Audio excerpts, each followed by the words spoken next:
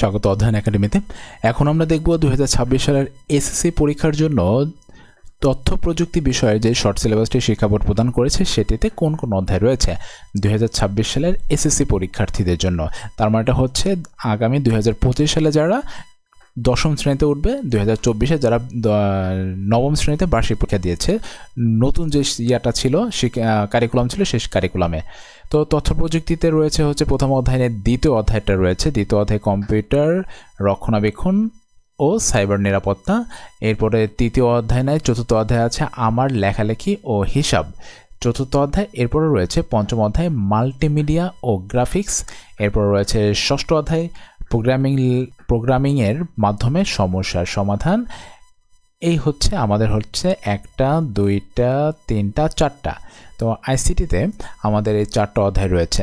তো আইসিটিটা তো ধর্মের মতো একটু বেছে বেছে পড়তে হবে, সেটা হচ্ছে এই যে এখানে লিখে দিয়েছে। তো দ্বিতীয় অধ্যায় থেকে পড়তে হবে কম্পিউটারের রক্ষণাবেক্ষণে সফটওয়্যারের গুরুত্ব, সফটওয়্যার ইনস্টলেশন ও আনইনস্টলেশন, সফটওয়্যার ডিলিট, তারপরে সাধারণ ট্রাবল শুটিং, এগুলো পড়তে হবে। তারপরে চতুর্থ অধ্যায় থেকে হচ্ছে আমাদের এই ওয়ার্ডপ্রেসের কাজ, এইসব স্প্রেডশিট, এইসব হাবিজাবি যা আছে এগুলো আমাদেরকে একটু দেখে শুনে তোমাদেরকে বই থেকে দাগে নিয়ে এটা একটু কমপ্লিট করতে হবে।